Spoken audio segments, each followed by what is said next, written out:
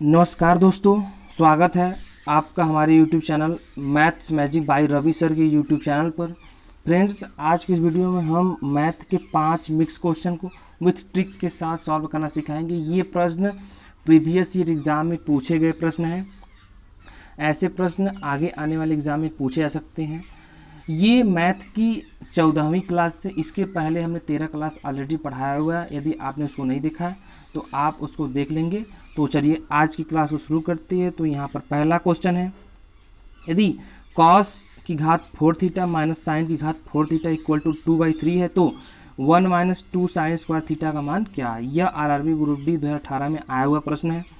तो यहाँ पर देख लेते हैं इस तरीके के क्वेश्चन को आप कैसे सॉल्व कर सकती हैं। तो यहाँ पर कॉस की घात 4 थीटा माइनस साइन की घात 4 थीटा इक्वल टू 2/3 ये क्वेश्चन दिया गया है। तो इसको हम इस तरह से लिख सकते हैं, यानी कास स्क्वायर थीटा का whole square minus sine square theta का होल स्क्वायर इक्वल टू 2/3। यहाँ पर एक फार्मूला जानते होंगे कि A square minus B square का क्या होता है। फार्मूला था एक क्वेश्चन में ए माइनस बी और दूसरे क्वेश्चन में ए प्लस बी, यानी ए की जगह कास स्क्वायर थीटा है और बी की जगह साइन स्क्वायर थीटा है। तो आप दो क्वेश्चन में कर लेंगे। तो यहाँ पर sign square theta plus cos square theta क्या होता है, 1 होता है। यहाँ पर 1 रख लिया। और यहाँ पर cos square theta minus sine square theta, यानी हम कॉस स्क्वायर थीटा को क्या लिख सकते हैं, यहाँ पर लिखा गया 1 माइनस साइन स्क्वायर थीटा। तो हम कॉस की जगह क्या लिखेंगे, 1 माइनस साइन स्क्वायर थीटा। तो यहाँ पर माइनस साइन स्क्वायर थीटा और माइनस क्या हो जाएगा, 1 माइनस 2 साइन स्क्वायर थीटा यहाँ पर आ जाएगा। यहाँ पर 1 minus 2 sine square theta equal to क्या आ जाएगा, 2/3, जो कि इसका मान तो पूछा ही गया है। 1 माइनस 2 साइन स्क्वायर थीटा का मान कितना आएगा, 2/3 आएगा। तो यहाँ पर कुछ फार्मूला हमने ऑलरेडी लिखा हुआ है।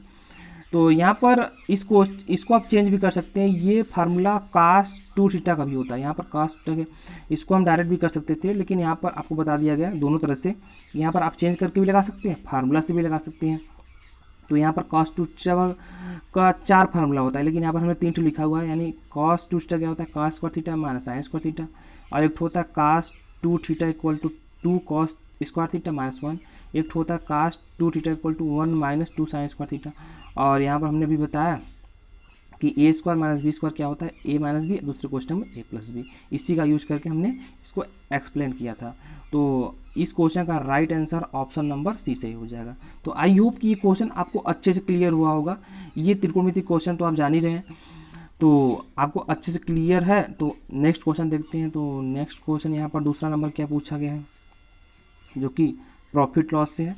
किसी वस्तु को 400 रुपये में बेचने पर यानी जितने रुपए का लाभ होता है, 250 रुपये में बेचने पर हुआ हानि का वह राशि क्या है, दुगुना। यानी कि जितने का लाभ होता है और 250 रुपये में बेचने पर हुआ हानि जो है उसका क्या है, दुगुना है। तो क्रय मूल्य बताना। ये क्वेश्चन एसएससी CHSL 2010 में पूछा गया प्रश्न है।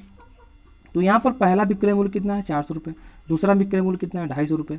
यहाँ पर सीपी यानी कि हमारा जो क्रय मूल्य है उसको हम मान लेंगे क्या है, यक्स। तो यहाँ पर क्या पूछा, क्या दिया गया कि प्रॉफिट जो है वो हानि का दोगुना है। तो हमारा प्रॉफिट कब निकलता है, यदि हम किसी वस्तु को 10 में खरीदे 15 में बेचेंगे, तो इसका मतलब क्या हुआ कि हम विक्रय मूल्य में से क्रय मूल्य को घटाएंगे तो हमें मालूम हो जाएगा कि हमारा प्रॉफिट कितना, यानी कि एसपी यानी कि विक्रय मूल्य माइनस सीपी। और यहाँ पर यदि हमें हानि हो रहा है तो हमें हानि क्या होगा, यदि हम किसी वस्तु को 10 रुपये में खरीद रहे हैं, अगर 8 में बेचेंगे तो क्या होगा, हमें हानि होगा। तो हम क्या करेंगे, क्रय मूल्य में से विक्रय मूल्य को घटा देंगे। तो यहाँ पर हमारा पहला विक्रय मूल्य कितना है, 400 रुपये, और दूसरा कितना है, 250 रुपये।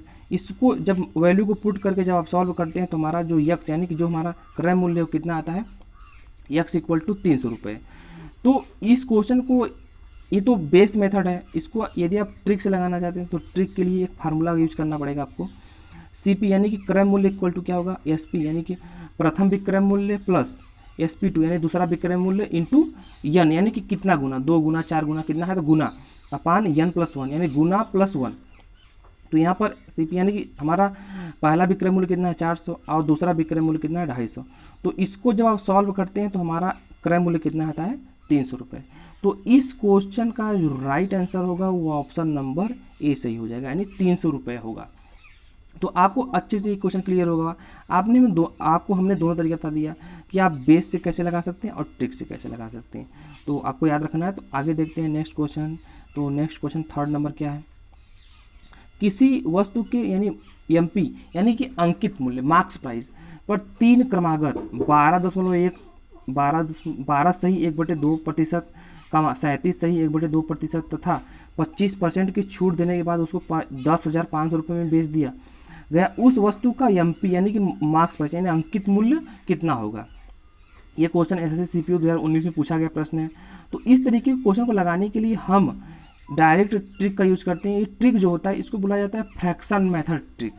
तो इसमें क्या होता है कि जैसे कि यहाँ पर क्या पूछा गया, हम मान लेंगे कि हमारा जो अंकित मूल्य कितना यक्स है, तो हमें क्या हो रहा है कि 12 सही 1/2% का छूट दिया जा रहा है। नहीं हम यहाँ पर पहले फ्रैक्शन की बात कर लेते हैं।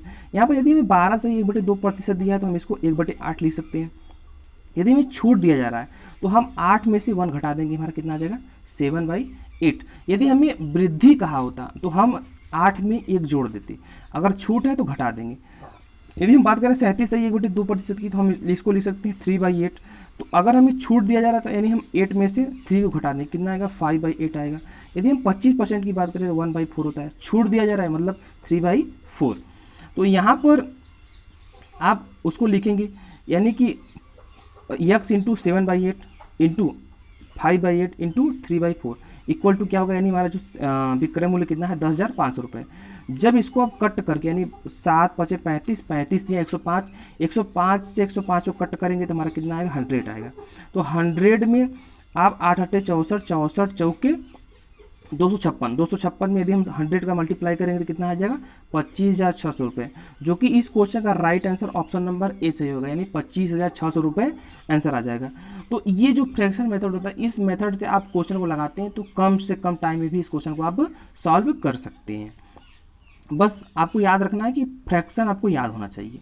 तो आगे देखते हैं नेक्स्ट क्वेश्चन जो कि 4th नंबर होगा। तो 4th नंबर जो कि परसेंटेज से है, तो यहाँ पर देख लेते क्या पूछा गया। यदि किसी आयत की लंबाई में 30% की वृद्धि कर दी जाए और उसे चौड़ाई में 50% की कमी कर दी जाए तो आयत के क्षेत्रफल में कितने प्रतिशत कमी या वृद्धि होगी। यह क्वेश्चन आरआरबी ग्रुप बी 2018 में पूछा गया प्रश्न है। तो इसका ट्रिक क्या होता है, x + y अपान 100, यानी कि हमें क्या हो रहा है, पहले हमें लाभ हो रहा है यानी वृद्धि हो रहा है 30 और 50% क्या हो रही है हानि, यानी जब हानि होगा तो माइनस, जब वृद्धि होगा तो प्लस, यानी 30 + 30 होगा -50 प्लस 30 × 50, क्योंकि हानि हो रहा है तो -50 लेंगे तो यहाँ पर 100 यानी 0 0 कट जाएगा, यहाँ पर 0 0 से कट जाएगा। तो यहाँ पर 30 तो रहेगा ही, अब -50 माइनस 5 15 हो जाएगा, जो कि माइनस में होगा। 50 और 15 कितना होगा -65, क्योंकि माइनस माइनस क्या हो जाएगा जुड़ जाता है। यदि हम 65 में से 30 घटाएं तो कितना आएगा -30, यानी कि हमें क्या हो रहा है उसके क्षेत्रफल में, आयत के क्षेत्रफल में क्या हो रहा है 35% की क्या हो रही है कमी हो रही है। तो इस क्वेश्चन का right answer option number B से होगा। तो आई होप कि ये क्वेश्चन आपको अच्छे से क्लियर होगा। आपको ट्रिक के थ्रू डायरेक्ट भी लगा लेना है। जैसे यहाँ पर अगर इस क्वेश्चन में दिया होता है कि 30% की हानि हो, 30% की मतलब कि कमी हो रही है, फिर चौड़ाई में भी, जैसे कि यहाँ लंबाई में 30% की वृद्धि हो रही है। अगर कोई क्वेश्चन पूछा जाए कि 40% की कमी हो रही है लंबाई में, फिर चौड़ाई में भी 50% की कमी हो रही है, तो यहाँ पर भी फार्मूले माइनस नहीं रखना है आपको। जब वैल्यू आप पुट करेंगे तो यहाँ पर वैल्यू को ही माइनस में रख के आप सॉल्व करेंगे। तो आपको अच्छे से क्लियर हुआ होगा। तो आगे देखते हैं नेक्स्ट क्वेश्चन, जो कि इस वीडियो का लास्ट प्रश्न होगा 5वां नंबर। तो इस तरीके के क्वेश्चन को आप कैसे लगा सकते हैं, तो यहाँ पर देख लेते हैं।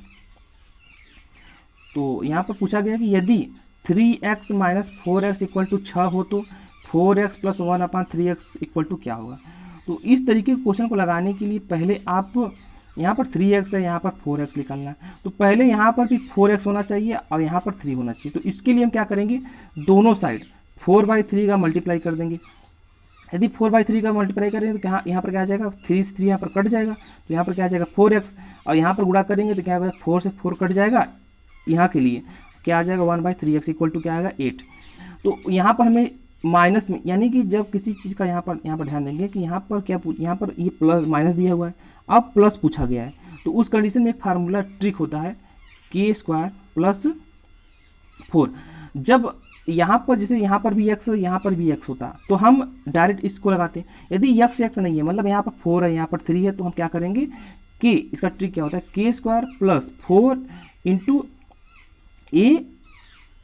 a b होगा। तो यहाँ पर a की जगह कितना है 4 और b की जगह कितना है 1/3। तो इसका मल्टीप्लाई कर लेंगे, मल्टीप्लाई करेंगे तो यहाँ पर देख रहे हैं 64 यहाँ पर कितना है, यानी 8 8 64। और यहाँ पर जब 16 को कॉमन लेंगे तो 16 को जब कॉमन लेके आप बाहर करेंगे तो हमारा 4 क्या होगा, बाहर हो जाएगा। तो यहाँ पर 4 + 1/3 आएगा। जब इसको आप जोड़ेंगे तो क्या आएगा, 4√13/3। इसको हम इस तरह से भी लिख सकते हैं, यानी 4 यहाँ पर लिख सकते हैं इसको 4√30/√3, यानी हमारा जो आंसर आएगा ये। तो इस क्वेश्चन का जो राइट आंसर आएगा ऑप्शन नंबर बी सही हो जाएगा, यानी 4√30/√3। आई होप ये क्वेश्चन आपको अच्छे से क्लियर होगा। तो आपको यदि वीडियो पसंद आए तो वीडियो को लाइक करें, चैनल को सब्सक्राइब करें, वीडियो को शेयर जरूर करें। वीडियो कैसा लगा हमें कमेंट बॉक्स में कमेंट करके ज़रूर बताएं। Thanks for watching video.